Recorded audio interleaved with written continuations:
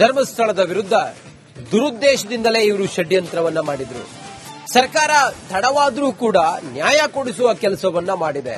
ನಾವು ಸದನದಲ್ಲಿ ಈ ವಿಚಾರವನ್ನ ಪ್ರಸ್ತಾಪ ಮಾಡುತ್ತೀವಿ ಅಂತ ಹೇಳಿ ಮಹೇಶ್ ತೆಂಕಿನಕಾಯಿ ಹೇಳಿದ್ದಾರೆ. ಆ ಮೂಲಕ ಎಸ್ಐಟಿ ಅಧಿಕಾರಿಗಳು ಸಂಪೂರ್ಣ ತನಿಖೆಯನ್ನ ಮಾಡಿ ವರದಿಯನ್ನ ಸಲ್ಲಿಸಬೇಕು. ಇದರಲ್ಲಿ ಯಾರೇ ಇದ್ರೂ ಕೂಡ ಅವರ ವಿರುದ್ಧ ಕ್ರಮ ತೆಗೆದುಕೊಳ್ಳಬೇಕು. ಸರ್ಕಾರದಿಂದ ತಡವಾಗಿದ್ರೂ ಕೂಡ ನ್ಯಾಯ ಕೊಡಿಸುವ ಕೆಲಸ ಆಗಿದೆ. ಸದನದಲ್ಲಿ ಚರ್ಚೆ ಮಾಡ್ತೀವಿ ಅಂತ ಹೇಳಿದ್ದಾರೆ ಮಹೇಶ್ ತೆಂಕಿನಕಾಯಿ. ರಿಪಬ್ಲಿಕ್ ಕನ್ನಡಕ್ಕೆ ಶಾಸಕ ಮಹೇಶ್ ತೆಂಕಿನಕಾಯಿ ಹೇಳಿದ್ದಾರೆ.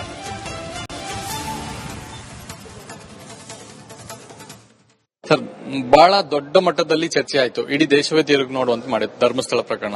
ಈಗ ಇದು ದೊಡ್ಡ ಷಡ್ಯಂತ್ರ ಅನ್ನುವಂಥದ್ದು ಕೋರ್ಟ್ಗೆ ವರದಿಯನ್ನು ಸಲ್ಲಿಸಿದೆ. ಈ ಬಗ್ಗೆ ಏನ್ ಹೇಳ್ತಾರೆ ಸರ್? ನೋಡಿ, ಇವತ್ತು ಸರ್ಕಾರ ತಡವಾಗಾದರೂ ಕೂಡ ಅದಕ್ಕೆ ನ್ಯಾಯ ಕೊಡ್ತಕ್ಕಂಥ ಪ್ರಯತ್ನವನ್ನು ಇವತ್ತು ಸರ್ಕಾರ ಮಾಡಿದೆ ಮತ್ತು ಪೊಲೀಸ್ ಇಲಾಖೆ ಕೂಡ ಅದರಲ್ಲಿ ಸಾಕಷ್ಟು ವಿಚಾರ ವಿನಿಮಯ ಮಾಡಿ ಒಂದು ಹಂತದಲ್ಲಿ ಇವತ್ತು ತೆಗೆದುಕೊಂಡು ಬಂದಿದ್ದಾರೆ. ಯಾಕಂದ್ರೆ ಧರ್ಮಸ್ಥಳ ಅಂತಕ್ಕಂಥ ಇಡೀ ಹಿಂದೂಗಳಿಗೆ ಒಂದು ಪವಿತ್ರವಾಗಿರ್ತಕ್ಕಂಥ ಶ್ರದ್ಧಾ ಕೇಂದ್ರ, ಧಾರ್ಮಿಕ ಕೇಂದ್ರ. ಈ ಸಂದರ್ಭದಲ್ಲಿ ಎಲ್ಲರಿಗೂ ಕೂಡ ಅನಿಸಿತ್ತು ಒಂದು ಹಂತದಲ್ಲಿ ಇದು ಯಾವುದೂ ಇಲ್ಲ, ಸುಳ್ಳು ಅಂತ ಅನಿಸಿದ್ರು ಕೂಡ ಇವತ್ತು ಯೂಟ್ಯೂಬರು ಇವ್ರನ್ನೆಲ್ಲ ಯೂಸ್ ಮಾಡಿ ಅದಕ್ಕೆ ಸಾಕಷ್ಟು ಪ್ರಚಾರ ಕೊಡ್ತಕ್ಕಂಥ ಪ್ರಯತ್ನ ಮಾಡಿ ಬಹಳ ದೊಡ್ಡದಾಗಿರ್ತಕ್ಕಂಥ ಷಡ್ಯಂತ್ರ. ನಾವು ಮೊದಲೇ ಹೇಳ್ತಾ ಇದ್ವಿ ಅನೇಕ ಸಂದರ್ಭದಲ್ಲಿ ಇದೆಲ್ಲ ಷಡ್ಯಂತ್ರ ಐತಿ ಅಂತ ಹೇಳಿದ್ರು ಕೂಡ ನಿಜವನ್ನು ಮುಚ್ಚಿ ಸುಳ್ಳನ್ನು ಹೆಚ್ಚು ರೀತಿಯಲ್ಲಿ ಒಯ್ಯುವಂತ ಪ್ರಯತ್ನ ಅವರೆಲ್ಲರೂ ಕೂಡ ಮಾಡುವಂತದ್ದಾಗಿತ್ತು. ಈಗ ಎಸ್ಐಟಿ ಒಂದು ಹಂತದಲ್ಲಿ ಒಂದು ಒಳ್ಳೆ ರೀತಿಯಾದಂತಹ ನಿಜ ಸ್ವರೂಪವನ್ನು ಪಡೆದಿದೆ. ಇದು ಇಲ್ಲಿಗೆ ನಿಲ್ಲಬಾರದು ಯಾವುದೇ ಕಾರಣಕ್ಕೂ. ಎಸ್ಐಟಿ ಇದರ ಸಂಪೂರ್ಣ ಸತ್ಯಾಸತ್ಯತೆಯನ್ನು ಸಂಪೂರ್ಣ ಹೊರಗೆ ತೆಗಿಬೇಕು. ತೆಗೆದು ಯಾರು ಇದರಲ್ಲಿ ದೋಷಿಗಳಂತಕಾರ ಅವರಿಗೆ ಶಿಕ್ಷೆ ಕೊಡ್ತಕ್ಕಂಥ ಕೆಲಸವನ್ನು ರಾಜ್ಯ ಸರ್ಕಾರ ಮಾಡಬೇಕು. ಸರ್, ಇದು ಬಹಳ ಸ್ಪಷ್ಟವಾಗಿತ್ತು. ಪ್ರಕರಣವನ್ನ ಎಸ್ಐಟಿ ಕೊಡುವಂತ ಹಂತದಲ್ಲೇನೆ ಸರ್ಕಾರ ಒಂದಷ್ಟು ಆಲೋಚನೆಯನ್ನ ಮಾಡಬಹುದಿತ್ತು. ಇದರ ಸತ್ಯಾಸತ್ಯತೆ ಏನು ಅನ್ನೋದು ಖಾಲಿ ಬುರುಡೆ ಎತ್ಕೊಂಡ್ಬಂದಂತ ಸಂದರ್ಭದಲ್ಲೇ ಕೇಳಬಹುದಿತ್ತು, ಉಳಿದಂತ ಅಸ್ಥಿ ಪಂಜರ ಇಲ್ಲಿ ಅಂತ. ಆ ರೀತಿ ಮಾಡದೆ ಏಕಾಏಕಿ ತನಿಖೆ ಕೊಟ್ಟರು, ಅವ್ರು ತೋರಿಸಿದ ಕಡೆ ಎಲ್ಲ ಗುಂಡಿ ಆಗೋದ್ರು. ಸೊ ಇದು ಎಲ್ಲೋ ಧರ್ಮಸ್ಥಳಕ್ಕೆ ಬರುವಂತ ಜನರ ಮೇಲೆ ಪ್ರಭಾವ ಬೀರುತ್ತೋ, ಹೌದೇನೋ ನಿಜವಾಗ್ಲೂ ಆಗ್ತಿದೇನೋ ಅಂತದ್ದು. ಸೊ ಇವತ್ತಿಗೂ ಕೂಡ ಧರ್ಮಸ್ಥಳಕ್ಕೆ ಜನರು ಹೋಗ್ತಾ ಇಲ್ಲ. ನೋಡಿ, ಒಂದು ನಾನು ಹೇಳ್ತೀನಿ, ಹಿಂದೂಗಳ ಏನೋ ಶ್ರದ್ಧಾ ಕೇಂದ್ರಗಳು, ಧಾರ್ಮಿಕ ಕೇಂದ್ರಗಳಿದಾವೆ, ಯಾರೋ ಅವ್ರು ಹೇಳಿದ್ರಂತ ಬಿಡುವಂತ ಪ್ರಶ್ನೆ ಇಲ್ಲ. ಒಂದು ಹಂತದಲ್ಲಿ ಸ್ವಲ್ಪ ಏನೋ ಕೊಂಚ ಮನಸ್ಸಿಗೆ ಅನ್ಸುತ್ತೆ ಏನಪ್ಪ ಈ ತರ ಅಂತ ಅನಿಸುವಂತ ಭಾವನೆಯನ್ನು ಕ್ರಿಯೇಟ್ ಮಾಡಬಹುದು. ಆದ್ರೆ ಯಾರು ಕೂಡ ಹೋಗುವಂತ ಬಿಡುವಂತ ಪ್ರಶ್ನೆ ಏನಿಲ್ಲ. ನಾವು ಹೋಗಿದ್ದೇವೆ, ಅನೇಕರು ಹೋಗಿದ್ದಾರೆ, ನಿರಂತರವಾಗಿ ನಮ್ಮ ಉತ್ತರ ಕರ್ನಾಟಕದಿಂದ ಬಹಳ ದೊಡ್ಡ ಪ್ರಮಾಣದಲ್ಲಿ ಜನ ಹೋಗಿ ಹೋಗ್ತಾರೆ.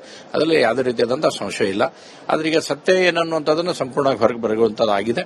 ಎಸ್ಐಟಿ ಇನ್ನೂ ಸಂಪೂರ್ಣ ತನಿಖೆ ಆಗಬೇಕು. ಯಾಕಂದ್ರೆ ಸರ್ಕಾರ ಪ್ರಥಮ ಹಂತದಲ್ಲಿ ಇದನ್ನು ಎಚ್ಚೆತ್ತುಕೊಂಡಿತ್ತಂದ್ರೆ ಇಷ್ಟು ಮಾಡುವಂತ ಅವಶ್ಯಕತೆನೂ ಬರ್ತಿದ್ದಿಲ್ಲ. ಅದು ಯಾಕೆ ಡಿಲೇ ಬಿಟ್ರು, ಯಾವ ಕಾರಣಕ್ಕಾಗಿ ಬಿಟ್ರು ಅನ್ನೋದನ್ನ ಸರ್ಕಾರನ ಹೇಳಬೇಕು. ಇಲಾಖೆಯವರು ಇದಕ್ಕೆ ಉತ್ತರ ಕೊಡುವಂತ ಉತ್ತರ ದಾಯಿತ್ವವನ್ನು ಸರ್ಕಾರದ ಮೇಲೆ ಬರುತ್ತೆ, ಇಲಾಖೆ ಮೇಲೆ ಬರುತ್ತೆ. ಬಟ್ ದೇರವ ಲೇಕಿನ್ ದುರುಸ್ತುವ ಅಂತಕ್ಕಂಥ ಹಿಂದಿಯ ಏನ್ ಗಾದಿ ಮಾತೈತಿ ಅದನ್ನ ಅನುಗುಣವಾಗಿ ಇವತ್ತು ಮಾಡುವಂತ ಪ್ರಯತ್ನ ಆಗಿದ್ದಾರೆ. ಬಟ್ ಇದರ ಸಂಪೂರ್ಣ ತನಿಖೆ ಆಗಬೇಕು, ಸಂಪೂರ್ಣ ವಿಚಾರಗಳು ಜನರ ಮುಂದೆ ತರಬೇಕು. ಯಾಕಂದ್ರೆ ಇವತ್ತು ಒಂದೋ ಎರಡೋ ಮಾಡ್ತಾರೆ, ಯಾರೋ ಯೂಟ್ಯೂಬರ್ಗಳು ಮಾಡ್ತಾರ, ಇದನ್ನ ಮಾಡಿ ದುರುದ್ದೇಶಕ್ಕೂ ಪೂರ್ವಕವಾಗಿ ಈ ರೀತಿಯಾದಂತಹ ಷಡ್ಯಂತ್ರ ಮಾಡುವಂತವ್ರ ಇನ್ನಾದರೂ ಅವ್ರದ್ದು ಕಣ ತೆರೀಬೇಕಾಗತ್ತೆ. ಆ ನಿಟ್ಟಿನಲ್ಲಿ ಸರ್ಕಾರ ಶೀಘ್ರವಾಗಿ ಇದನ್ನ ಸಂಪೂರ್ಣ ತನಿಖೆ ಆದಷ್ಟು ಬೇಗನೆ ಮುಗಿಸಿ ಅವ್ರನ್ನೆಲ್ಲರನ್ನು ಕ್ರಮ ಏನಾಗಬೇಕು ಆ ಕ್ರಮ ಜರುಗಿಸತಕ್ಕಂಥ ಕೆಲಸವನ್ನು ಅವ್ರು ಮಾಡಬೇಕು. ಸದನದಲ್ಲಿ ಏನಾದರೂ ಚರ್ಚೆಯನ್ನು ಮಾಡ್ತೀರಾ? ಈ ಬಗ್ಗೆ ಚರ್ಚೆ ಮಾಡಿ ಸರ್ಕಾರಕ್ಕೆ ಒಂದಷ್ಟು ಜಾಗೃತಿಯನ್ನ ಅಥವಾ ಸರ್ಕಾರದ ಏನ್ ತಪ್ಪನ್ನ ಎತ್ತು ಹಿಡಿಯುವಂತದ್ದು ಈ ರೀತಿಯನ್ನು ಮಾಡ್ತೀರಾ? ನೋಡಿ, ನಾಳೆ ದಿವಸ ನಮ್ಮ ವಿಪಕ್ಷ ನಾಯಕರಾಗಿರ್ತಕ್ಕಂಥ ಮಾನ್ಯ ಅಶೋಕ್ ಅವರು ಮತ್ತು ರಾಜ್ಯಾಧ್ಯಕ್ಷರಾಗಿರ್ತಕ್ಕಂಥ ವಿಜೇಂದ್ರ ಅವ್ರ ಜೊತೆ ಇದರ ಬಗ್ಗೆ ಚರ್ಚೆ ಆಗಿರುತ್ತೆ. ಅವ್ರು ತೆಗೆದುಕೊಳ್ಳತಕ್ಕಂಥ ನಿರ್ಣಯಕ್ಕೆ ಇಡೀ ಪಾರ್ಟಿ ಬದ್ಧರಾಗಿರುತ್ತೆ. Thank you. ಇದಿಷ್ಟು ಶಾಸಕರಾದಂಥ ಮಹೇಶ್ ತೆಂಗಿನಕಾಯಿ ಅವರ ಮಾತು. ಕ್ಯಾಮರಾ ಪರ್ಸನ್ ಸದಾನಂದ್ ಜೊತೆ ಚಂದ್ರಶೇಖರ್, ರಿಪಬ್ಲಿಕ್ ಕನ್ನಡ, ಬೆಳಗಾವಿ. ಧರ್ಮಸ್ಥಳದ ವಿರುದ್ಧ ದುರುದ್ದೇಶದಿಂದಲೇ ಇವರು ಷಡ್ಯಂತ್ರವನ್ನ ಮಾಡಿದ್ರು. ಸರ್ಕಾರ ತಡವಾದರೂ ಕೂಡ ನ್ಯಾಯ ಕೊಡಿಸುವ ಕೆಲಸವನ್ನ ಮಾಡಿದೆ. ನಾವು ಸದನದಲ್ಲಿ ಈ ವಿಚಾರವನ್ನ ಪ್ರಸ್ತಾಪ ಮಾಡುತ್ತೀವಿ ಅಂತ ಹೇಳಿ ಮಹೇಶ್ ತೆಂಕಿನಕಾಯಿ ಹೇಳಿದ್ದಾರೆ. ಆ ಮೂಲಕ ಎಸ್ಐಟಿ ಅಧಿಕಾರಿಗಳು ಸಂಪೂರ್ಣ ತನಿಖೆಯನ್ನ ಮಾಡಿ ವರದಿಯನ್ನ ಸಲ್ಲಿಸಬೇಕು. ಇದರಲ್ಲಿ ಯಾರೇ ಇದ್ರೂ ಕೂಡ ಅವರ ವಿರುದ್ಧ ಕ್ರಮ ತೆಗೆದುಕೊಳ್ಳಬೇಕು. ಸರ್ಕಾರದಿಂದ ತಡವಾಗಿದ್ರೂ ಕೂಡ ನ್ಯಾಯ ಕೊಡಿಸುವ ಕೆಲಸ ಆಗಿದೆ. ಸದನದಲ್ಲಿ ಚರ್ಚೆ ಮಾಡ್ತೀವಿ ಅಂತ ಹೇಳಿದ್ದಾರೆ ಮಹೇಶ್ ತೆಂಕಿನಕಾಯಿ. ರಿಪಬ್ಲಿಕ್ ಕನ್ನಡಕ್ಕೆ ಶಾಸಕ ಮಹೇಶ್ ತೆಂಕಿನಕಾಯಿ ಹೇಳಿದ್ದಾರೆ.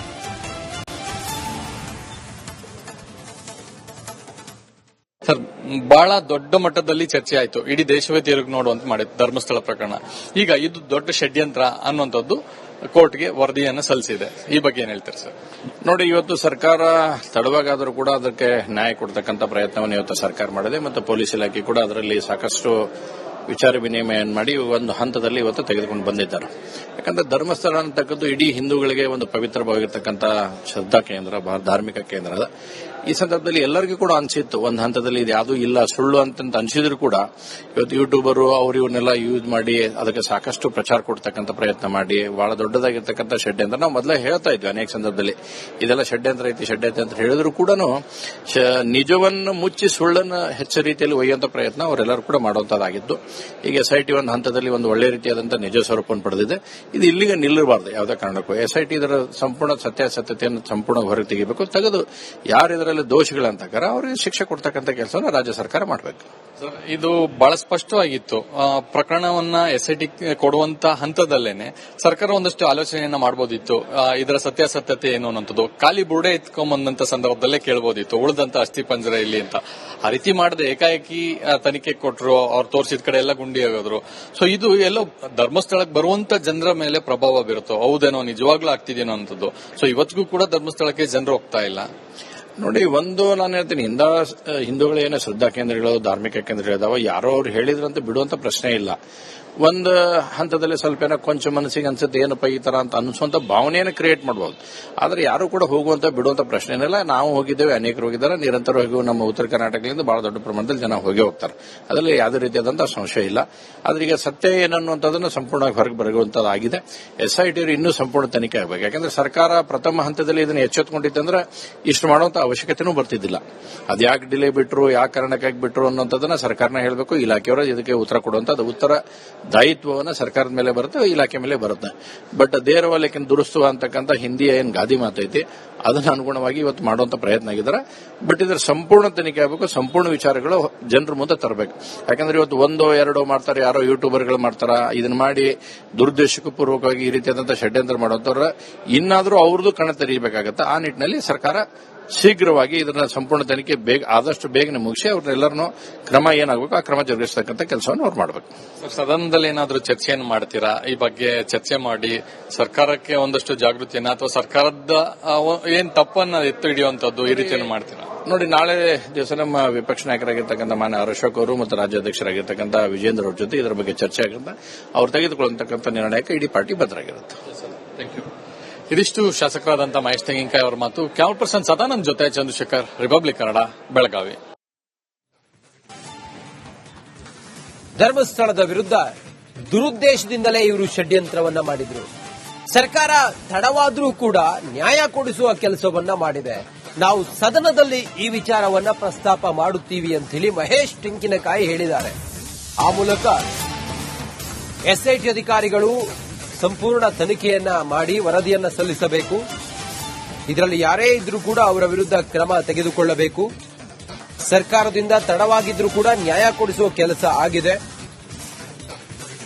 ಸದನದಲ್ಲಿ ಚರ್ಚೆ ಮಾಡ್ತೀವಿ ಅಂತ ಹೇಳಿ ಹೇಳಿದ್ದಾರೆ ಮಹೇಶ್ ತೆಂಗಿನಕಾಯಿ. ರಿಪಬ್ಲಿಕ್ ಕನ್ನಡಕ್ಕೆ ಶಾಸಕ ಮಹೇಶ್ ತೆಂಗಿನಕಾಯಿ ಹೇಳಿದ್ದಾರೆ.